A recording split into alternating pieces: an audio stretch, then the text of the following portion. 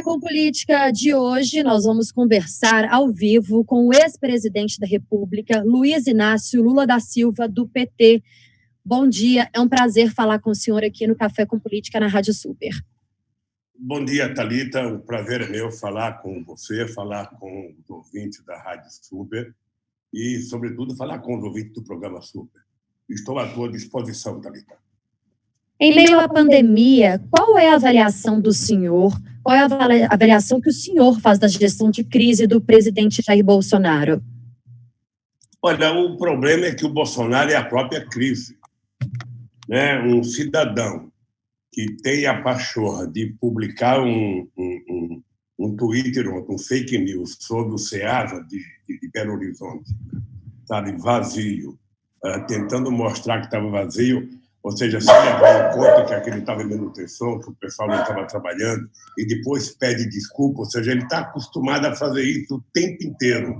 Solta os Twitter dele, solta as brincadeiras dele, solta o fake news dele, e depois, com a maior disfarçatez, pede desculpa. Ou seja, na verdade, o que ele quer é continuar enchendo a sociedade de mentiras, de brincadeiras e de inverdades no tratamento de uma questão séria como a questão do coronavírus. Eu acho que nós temos que ter muita solidariedade com as pessoas que estão sofrendo, com as pessoas que estão infectadas, muita solidariedade às pessoas que já perderam parentes, e ter em conta que o governo federal ele tem o papel de coordenar as ações, ou seja, ele tem a obrigação de coordenar a atuação de 27 governadores, de 27 secretários de saúde estaduais, tem que coordenar, junto com os governadores, a atuação dos prefeitos, porque toda essa gente irá funcionar muito melhor se tiver uma coordenação centralizada, se tiver liberação de recursos com facilidades, para que os prefeitos possam trabalhar, para que os governadores que queiram trabalhar possam trabalhar. Ou seja, não é hora de nenhum governador, não é hora de nenhum prefeito ou de qualquer pessoa fazer qualquer brincadeira com uma pandemia dessa gravidade que ninguém sabe aonde pode parar. O que a gente sabe é que está matando mais gente do que a gente jamais poderia supor que fosse matar. Então, a hora é de muito trabalho. É preciso que o governo não tenha limite para colocar dinheiro na saúde, é preciso que o governo não tenha limite para comprar quantas máscaras for necessário, quanto gel for necessário, quantos respiradores for necessário. É preciso que o governo tenha a responsabilidade de entender que, se for necessário, é preciso fazer dinheiro novo. O governo não pode ficar apenas remanejando, tirando de um lugar para colocar no outro, quando, na verdade, nós temos exemplos históricos de que, em momentos difíceis, governantes não se importaram com a questão do ajuste fiscal, com a questão da dívida pública, ou seja, você produz a quantidade de dinheiro necessária para você vencer a guerra e depois, então, você senta para saber como é que você vai resolver no futuro. Ontem eu estava lendo, Thalita, um artigo aqui de uma tese da Universidade Federal do Rio de Janeiro, de que somente na Guerra do Paraguai o Brasil gastou o equivalente a 11 orçamentos da União. Ou seja, é uma guerra, nós não temos que ter limite, nós temos que colocar dinheiro novo para poder favorecer aqueles que estão preocupados em fazer o tratamento das pessoas. Nós sabemos que o isolamento é necessário, o isolamento evita duas coisas, evita que a pessoa seja transmissora e que a pessoa possa ser, ser vítima de transmissão. Ao mesmo tempo, nós vamos cuidar das pessoas que precisam trabalhar em serviços essenciais. A verdade é que nem da questão da saúde está sendo cuidada, é preciso que a gente tenha muita solidariedade a esse pessoal da saúde que está colocando a sua própria vida em risco para tentar defender, às vezes, pessoas que agem de forma irresponsável, obedecendo ordem de governadores, ordem de presidente da República, de ir para a rua, sem levar em conta o risco que estão colocando toda a sociedade. A verdade é que o presidente Bolsonaro não está sabendo cuidar dessa crise, não assumiu o comando dessa crise, e a verdade é que tem alguns governadores que pretendem ainda, seguir o rumo do governador e sem levar em conta a gravidade da crise que nós estamos enfrentando, Thalita. Ex-presidente Adriana Ferreira, quem fala com o senhor, prazer falar com o senhor aqui na Super. O senhor já respondeu aí parte da pergunta que eu gostaria de direcionar ao senhor, se é possível aí equilibrar tanto as medidas de saúde quanto as medidas econômicas, né? O presidente está sendo muito vítima hoje de ataques, considerando que ele está privilegiando a economia em detrimento da saúde. E, além disso, o ministro Onyx Lorenzoni da Cidadania tem falado que da dificuldade de implementar, de pagar esses R$600 no dia 16 de abril para os integrantes do Bolsa Família. O que há nesse contexto é que especialistas falam, né, analistas aí, que o prazo poderia ser menor e aí haveria uma burocracia, uma dificuldade de operacionalizar tudo isso. Já que são integrantes do Bolsa Família, já tem um cadastro pronto, o senhor acredita que isso realmente confere? Qual foi a opinião do senhor a respeito disso? Adriana, vamos colocar os pingos nos is para que o povo que está nos assistindo, nos ouvindo, possa compreender. Olha, o mesmo governo que fala que tem dificuldade para fazer o pagamento de R$600 às pessoas, depois de sancionada a lei ontem, é o mesmo governo que libera 200 bilhões de reais para o sistema financeiro. É o mesmo governo que libera 75 bilhões, sabe, no mesmo dia, para salvar as empresas financeiras, tipo XP e outras, sabe, que estão quebrando. O governo não mede nenhum sacrifício para salvar essas empresas e o dinheiro aparece na hora, sem nenhuma contrapartida.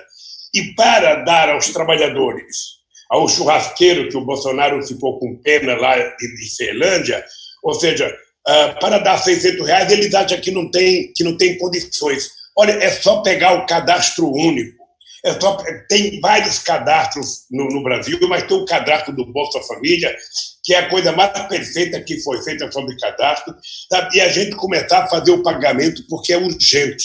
Então, na minha opinião, Adriana, a gente pode cuidar da saúde, você não tem que ter limite para comprar as coisas, para fazer o teste. Eu, por exemplo, estou sabendo que em Minas Gerais estão se fazendo poucos testes por dia, ou seja, se está fazendo pouco teste, a gente não tem sequer acompanhamento da quantidade de pessoas que morreram por causa do coronavírus. É importante que a gente não tenha limite também para fazer os testes. A segunda coisa é você comprar tudo que precisa comprar. Se for preciso, faça leite improvisado, como está sendo feito em muitos lugares do mundo, e mesmo aqui no Brasil, e, ao mesmo tempo, você cuide de fazer com que as pessoas fiquem em casa, porque as pessoas ficando em casa, as pessoas estão não apenas evitando de ser contaminadas, mas as pessoas estão evitando também de contaminar outras pessoas. Até agora, não existe nenhum país do mundo que tenha algo mais garantido do que ficar em casa. É duro ficar em casa? É duro, mas é mais duro morrer. Custa caro salvar uma vida? Custa caro, mas é a coisa mais importante que nós temos para cuidar, é a vida do povo. Portanto, o governo pode produzir dinheiro, pode rodar a casa da moeda, pode fazer dinheiro e pode colocar dinheiro novo para cuidar de enfrentar esse inimigo chamado coronavírus. Essa é uma coisa muito grave. Você veja que ontem o governo reeditou uma medida provisória sobre a questão da redução de salário e a redução da jornada de trabalho. Eu acabei de conversar nesse instante, Adriana, com o presidente da CUT, e o presidente da CUT, além de ser contra a medida provisória, ele quer que tenha o direito de negociação coletiva, ele quer que não reduza salário e ele quer estabilidade no emprego. Por isso que ele vai tentar negociar na Câmara, mudar essa medida provisória.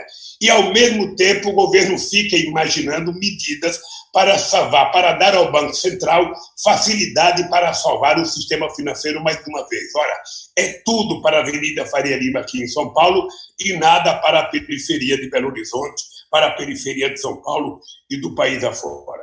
Portanto, eu volto a afirmar que não existe outra saída senão a prioridade de cuidar do povo trabalhador desse país, do povo mais necessidade, do povo da periferia, que esse sim precisa receber urgentemente o dinheiro que já foi aprovado pela Câmara dos Deputados. Agora, Lula, pelo menos 22 pessoas que viajaram na comitiva do presidente Jair Bolsonaro para os Estados Unidos testaram positivo para o coronavírus. O presidente disse que o teste dele deu negativo. 2 testes teriam dado negativo. Mas ele não apresentou esse teste por meio das redes sociais, onde ele é tão ativo e por onde também alguns parlamentares divulgaram os resultados para o coronavírus ou não. O senhor acha que o presidente deveria ter mostrado esse teste para comprovar que ele não tem a doença?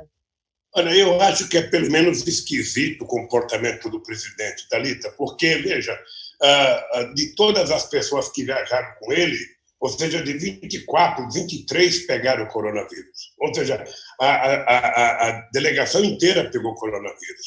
Então, o presidente da República, como autoridade máxima do país, ele tinha a obrigação de mostrar para a sociedade brasileira o exame dele.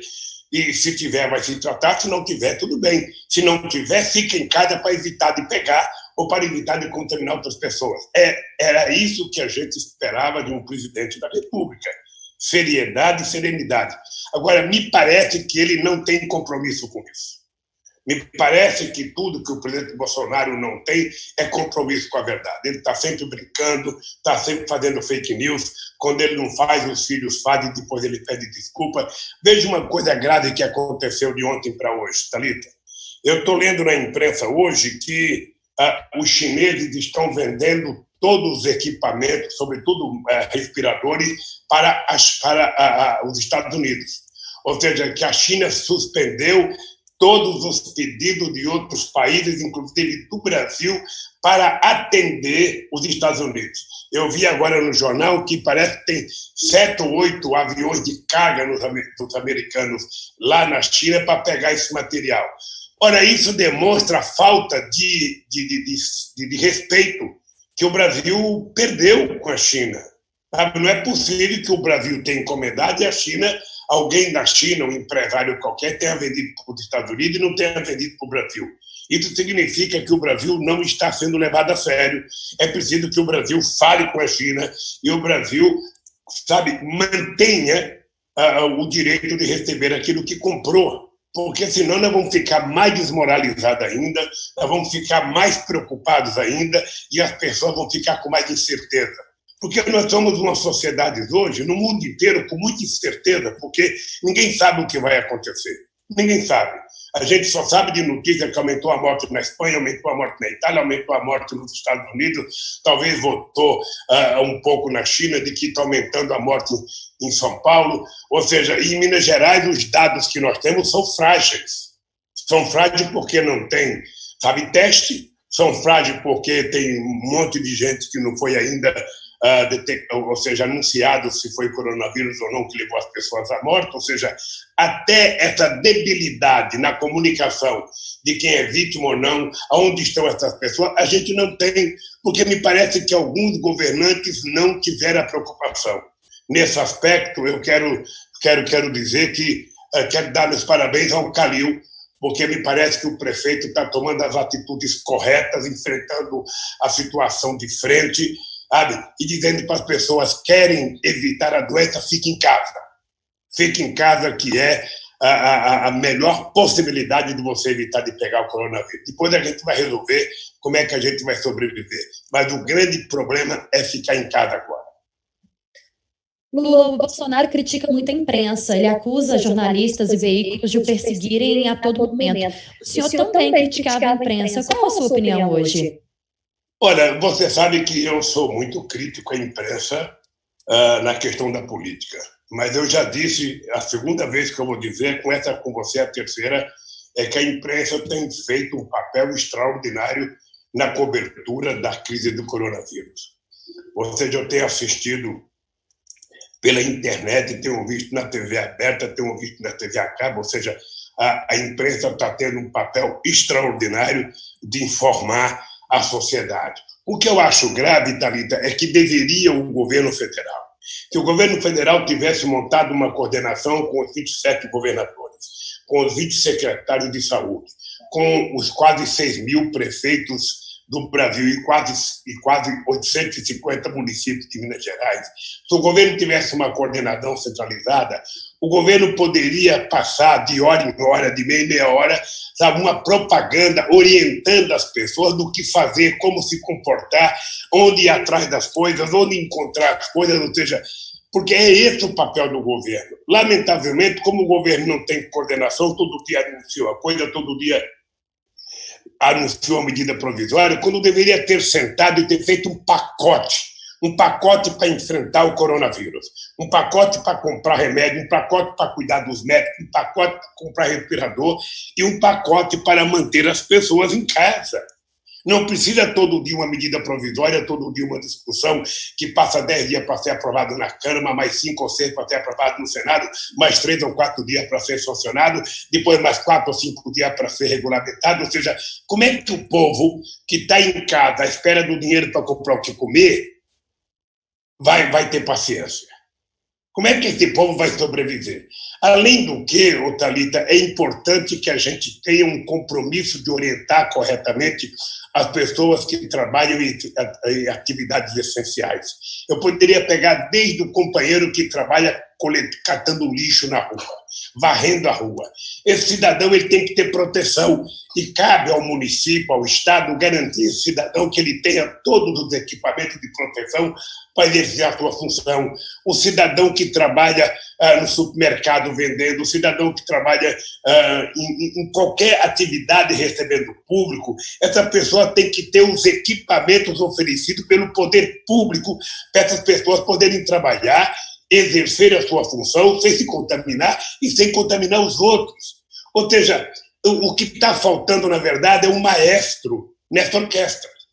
Agora, ex-presidente, em relação à imprensa, voltando um pouquinho ao que a Thalita havia direcionado ao senhor, é um serviço essencial o trabalho que nós, jornalistas, fazemos, na opinião do senhor. Os jornalistas já estão acostumados, né, em determinado governo ser alvo de críticas, em outro, né, com uma outra bandeira também ser alvo de crítica, mas o jornalista ele tem o papel de ser independente, de levar a informação para o seu ouvinte, para o seu telespectador. Qual é a visão que o senhor tem? O senhor considera esse papel fundamental, principalmente nesse período? Eu acho que é uma... Não, veja, a atividade da imprensa, Adriana, ela é uma atividade essencial em qualquer circunstância, ou seja, até porque a garantia da existência de um Estado de direito e do Estado democrático pressupõe uma imprensa livre e soberana, uma imprensa que seja efetivamente democrática. Eu, por exemplo, você sabe que eu tenho crítica ao comportamento da imprensa com relação ao PT. Eu não vou ficar citando aqui, mas se você reparar, ou seja, o PT é alijado de muitos meios de comunicação já há muito tempo. A perseguição ao PT vem desde o impeachment da Dilma ou antes do impeachment da Dilma. Eu nem me queixo com isso. O que eu estou dizendo é que a imprensa é necessária e a imprensa livre é muito importante. A imprensa ela não pode ser nem chapa branca defendendo o governo, nem chapa branca defendendo o empresário. Ou seja, se o empresário quiser ter sua opinião política, ele faz o editorial.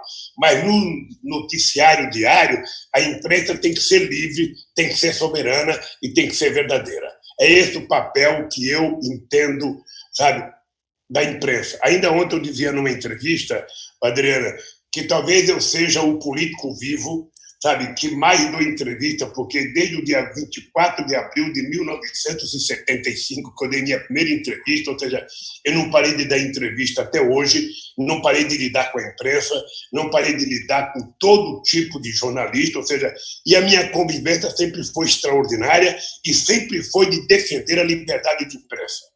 O que eu não quero é defender a liberdade do empresário falar o que ele quiser em detrimento da veracidade da notícia. Mas pode ficar certo que a terceira vez que eu vou dizer isso é de que a imprensa está cumprindo um papel extraordinário no combate ao coronavírus. Tem sido de muita valia para a sociedade brasileira receber as informações que às vezes o governo não dá. Lula, o Congresso tem recebido pedidos de impeachment recentemente contra o presidente Jair Bolsonaro. Contra ele também seria um golpe? Olha, deixa eu lhe falar uma coisa. Para que você faça impeachment contra um governante, é preciso que você tenha detectado o crime de responsabilidade. O PT pediu ao escritório de advocacia, ao doutor Aragão, para analisar quais os crimes de responsabilidade que o Bolsonaro já cometeu, e com base nisso o PT vai se reunir daqui uns 15 dias e pode tomar ou não uma decisão de ir para o impeachment. Eu, sinceramente, vi a carta do Haddad, do Ciro, do Flávio Dino, do Boulos, pedindo a renúncia do Bolsonaro. O dado concreto, Adriana e Thalita, é que o Bolsonaro é a própria crise, porque ele dificulta quando ele deveria facilitar, ele cria caso quando ele deveria resolver os problemas. Sabe? Então, é importante que os governadores tenham em conta, sabe, que eles ajudarão o governo a acertar se não ficarem puxa-saco do governo, se resolverem defender o seu povo, se resolverem cuidar dos mais necessitados, se resolverem fazer os testes.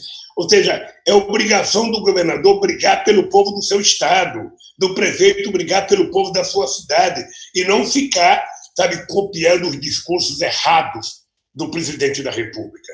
Eu acho que nós poderemos chegar a ter um pedido de impeachment do Bolsonaro, sim, na medida que ficar aprovado o crime de responsabilidade e na medida que o presidente da Câmara resolva colocar em votação um pedido de impeachment do presidente da República.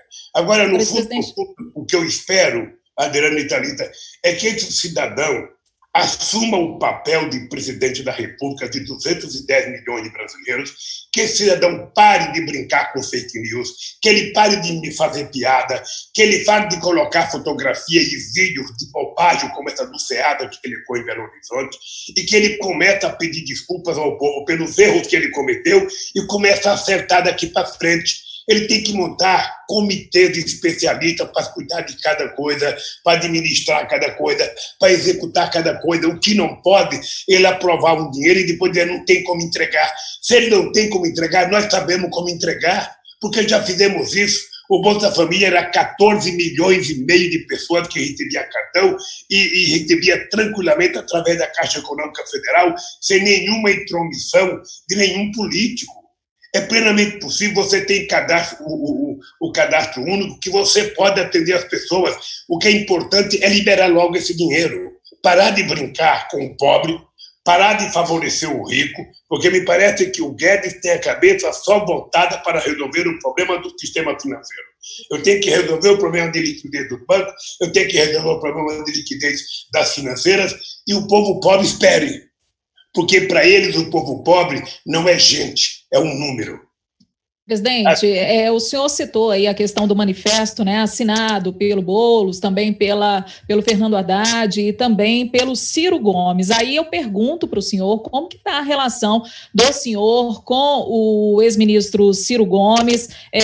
Houve um afastamento, né, nas últimas eleições, ele foi alvo, criticou o senhor, chamou o senhor, inclusive, de encantador de serpentes em alguns momentos, usou algumas palavras que comprometeram aí, palavras de baixo calão, vamos dizer assim, pessoas sem escrúpulo e tudo mais. Como que está essa relação? E o senhor cogita a possibilidade de uma reaproximação nesse momento?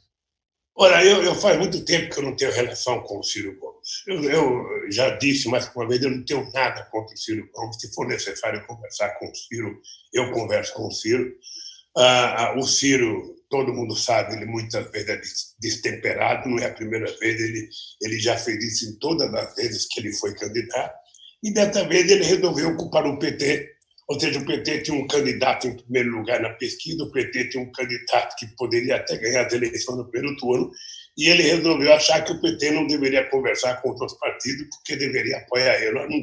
Não tem sentido isso, não tem nenhuma explicação esse comportamento do Ciro. Mas, de qualquer forma, eu compreendo a política e acho que nós temos que continuar conversando independentemente de divergências menores. Ou seja, eu tenho respeito pelo Ciro porque o Ciro trabalhou, me ajudou no governo. Em qualquer momento a gente pode se encontrar, pode conversar, ou seja, não tem uma hora certa, não tem um dia certo, mas isso está em aberto. Presidente, ainda sobre o coronavírus, eu queria pedir para que o senhor fizesse um resumo das ações feitas pelo governo até aqui em dois pontos. Primeiro, para a saúde do cidadão e segundo, para a economia. Eu não entendi, Thalita. Eu queria que o senhor fizesse, por favor, um resumo das ações feitas pelo governo até aqui em 2 pontos em relação ao coronavírus. O primeiro ponto, para a saúde do cidadão, e o segundo ponto, para a economia. Thalita, com relação à saúde do cidadão, veja, nós temos muita dúvida, nós temos muitas contradições, nós temos muito diz que diz. Você veja que nós passamos quase que um mês à espera que o ministro da Saúde dissesse que o presidente estava errado em pedir para as pessoas não ficarem confinadas em casa. Ou seja, um mês praticamente nessa discussão, e o ministro da Saúde, com muito custo, conseguiu dizer mais ou menos, mas não disse ainda categoricamente. E no dia seguinte, o Bolsonaro vai e desmente. Ou seja, porque assim, ele fala uma coisa de noite, de manhã ele faz outra, depois ele fala outra de noite, de manhã ele faz outra, e no meio do dia vai pedindo desculpas. Então, na questão da saúde, nós ainda estamos com dívida com a sociedade brasileira. Nós ainda não fizemos, sabe, uma testagem que possa nos dar a garantia de saber quem está ou não está, sabe, contaminado. Nós ainda não temos essa testagem. Nós estamos ouvindo falar, já faz 20 dias, que vai vir não sei quantos milhões de testes, não sei quantos milhões. Até agora não veio esses testes todos para fazer para as pessoas. Ainda somos um país com pouca testagem. Nós somos um país que todo dia reclamamos. Eu estava vendo nos jornais agora que um estado como São Paulo, que é o mais rico da federação, que tem 1.400 respiradores, é preciso pelo menos o dobro para atender a necessidade. Nós sabemos que não tem respirador na maioria dos estados, nós sabemos que tem deficiência de leito na maioria dos estados, e nós sabemos que o pessoal que está na saúde está com problema de saúde. Eu estava vendo na imprensa esses dias, só entre o Sírio-Libanês e o Alberto Arte, que são 2 dos principais hospitais do Brasil, tem 405 funcionários afastados. Então, ainda estamos muito devedores na questão da saúde para o povo. O povo precisa saber mais e o povo precisa ter mais certeza do que o Estado está fazendo por ele. Do ponto de vista econômico, Thalita, a gente já vinha com uma crise econômica antes do coronavírus. Quando chega o coronavírus, é como se tivesse começado uma guerra. Ora, quando começa uma guerra, você não tem limite orçamentário. Numa guerra, você vai gastando o que for necessário para vencer a guerra. Você imagina quanto que o Roosevelt gastou para poder salvar, sabe, acabar com a Segunda Guerra Mundial. E foi a Segunda Guerra que resolveu o problema da economia dos americanos. Você imagina quanto que a Rússia gastou? Ou seja, o Brasil não tem que ter limite. Ou seja, nesse momento em que a produção não está acontecendo, o que nós temos que fazer? Nós precisamos produzir dinheiro novo para garantir que pequeno e médio empresário possam pagar seus funcionários sem dispensar os funcionários. Nós precisamos garantir dinheiro novo para ajudar aqueles setores que querem pagar a folha de pagamento dos trabalhadores.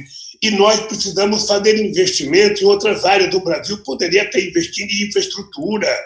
Ora, vamos arrumar dinheiro para colocar investimento em infraestrutura. É preciso parar de olhar o déficit público e olhar na dívida social que nós estamos tendo com o povo. É esse o que nós temos que fazer, sabe? Acontece que a nossa equipe econômica parece uma equipe de contadores que estão prestando contas aos nossos credores, quando, na verdade, nós temos os grandes credores brasileiros, é o povo brasileiro, e que nessa crise tem mais uma dívida do Estado. Uma coisa importante, Thalita e Adriana, saber o seguinte: está ficando provado que quanto mais forte for o Estado, mais chance de resolver o problema tem o Estado. Aquela história de fragilizar o Estado, de privatizar o Estado, de colocar empresários para tomar conta do Estado, tecnicamente tudo quanto é lado, está provado que não tem resultado. Quem vai resolver essa crise é o Estado.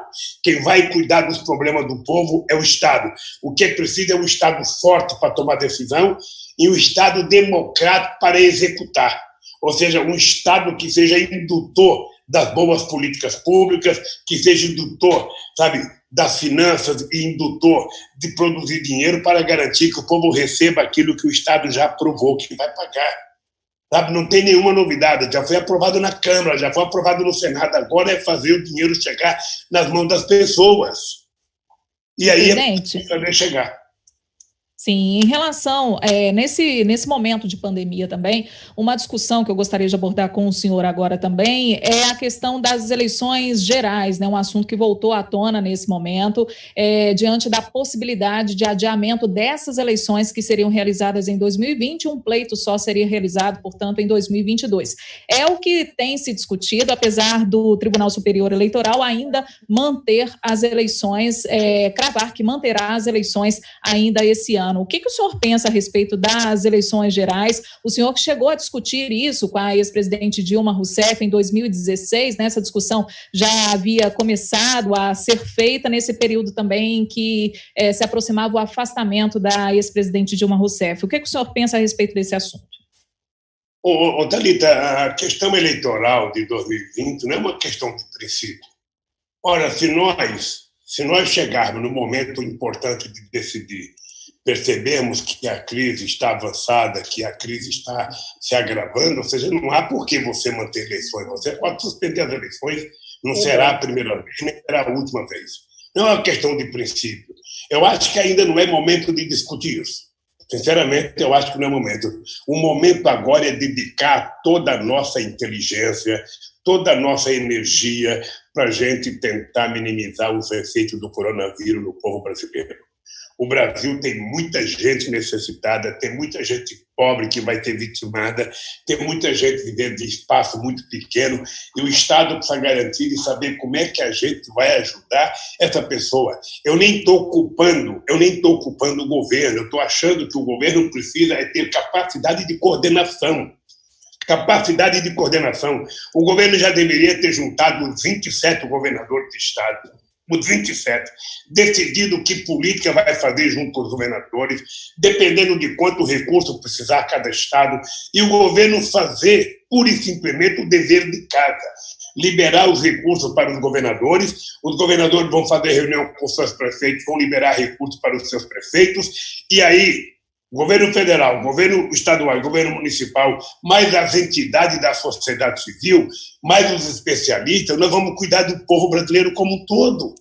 Para isso tem uma coisa a fazer, garantir que as pessoas fiquem em casa e garantir os recursos que estão sendo aprovados na Câmara e no Senado.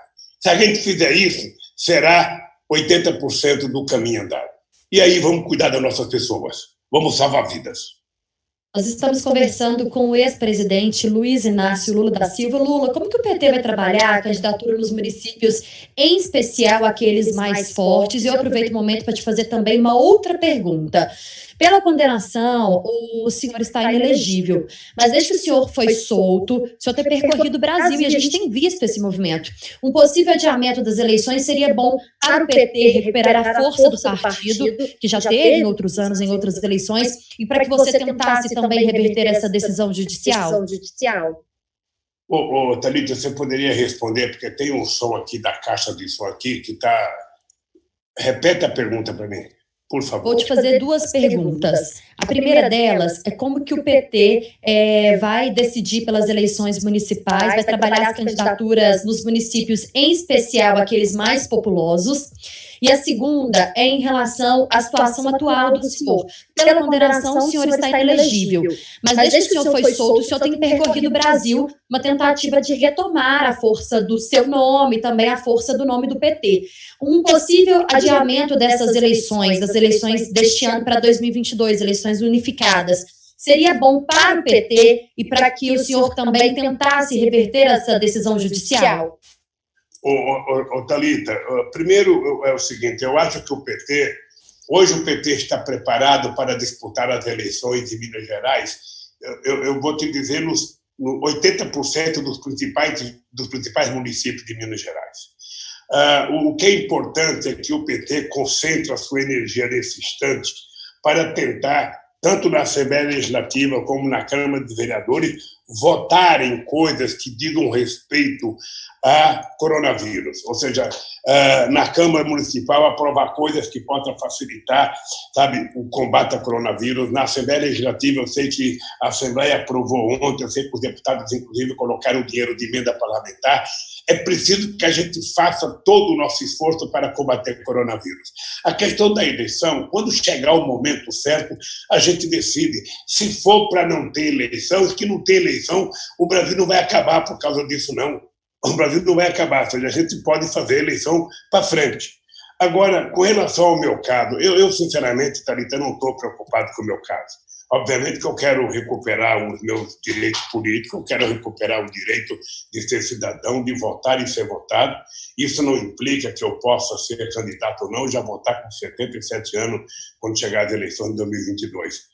Mas eu quero ser cidadão pleno, porque eu preciso, provar. A sociedade brasileira tem que saber que se tem uma quadrilha nesse país, é a quadrilha da Força-Tarefa da Lava Jato, chefiada pelo Dallagnol, e o Moro não é juiz. O Moro, na verdade, é um juiz mentiroso que mentiu na minha sentença, ele sabia porque estava fazendo aquilo, sabe?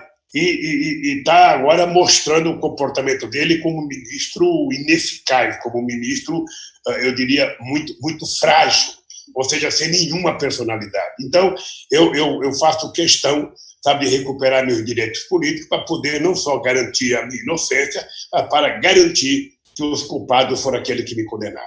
Tá? Então, eu estou muito tranquilo. Não, minha cabeça não está pensando em eleições agora, minha cabeça está pensando em duas coisas. Primeiro, como posso ajudar o país a enfrentar o coronavírus, e segundo, como posso, me comportar e me cuidar para não pegar o vírus, já que eu estou numa idade, que é considerada pela ciência delicada.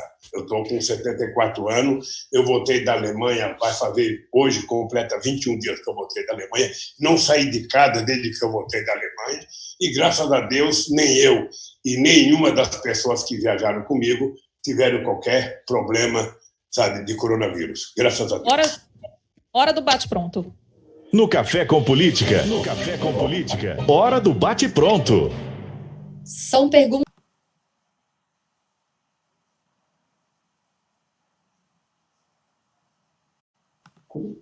Estou pronto, querida. Ok, vamos lá então. Presidente Jair Bolsonaro. Olha, o Jair Bolsonaro, sinceramente, não poderia ser presidente do Brasil. Impeachment, golpe ou não? Olha, veja, eu acho que se cometer crime de responsabilidade tem que sofrer impeachment. Lava Jato. A Lava Jato, ela teve, na verdade, uma especulação política muito grande, uma exploração. Me parece que um dos grandes objetivos da Lava Jato era fazer com que o Lula não disputasse as eleições de 2018. Eles conseguiram esse objetivo, e eu agora, graças a Deus, tudo que está na minha sentença está ficando claro agora, que a Lava Jato foi feita para tentar punir o PT. Corrupção. Olha, a corrupção é uma coisa que existe no mundo inteiro e no Brasil há muito tempo. O que você precisa fazer é combater a corrupção sem punir as empresas. Ou seja, você pode punir o dono da empresa, mas tem que permitir que a empresa continue trabalhando, gerando emprego, gerando salário e gerando renda para as pessoas. Quem era o Lula antes da prisão? Olha, o mesmo que eu sou agora. Eu tenho um passado histórico no país, e esse passado se mantém, e eu tenho um legado que eu faço questão de defender, porque eu tenho certeza que o Brasil viveu o melhor momento da sua história no meu governo. E quem é o Lula depois da prisão? Olha, é o mesmo Lula, com a mesma vontade de brigar, com mais experiência, com muita disposição de enfrentar todas as adversidades possíveis. Nós conversamos com o presidente da República, Luiz Inácio Lula da Silva, do PT. Obrigada, Lula, por nos atender, por conversar com a gente aqui no Café Política durante o Super N. É um prazer falar com o senhor. Olha, Thalita, o prazer foi meu. Eu quero agradecer a você, quero agradecer a Adriana, quero agradecer a todos os ouvintes da Rádio Super e quero agradecer aos ouvintes do programa Super. Muito obrigado e, quando precisarem, estou à disposição. Agradecendo mais uma vez, então, a participação do ex-presidente Luiz Inácio Lula da Silva, do PT, ele que conversou com a gente aqui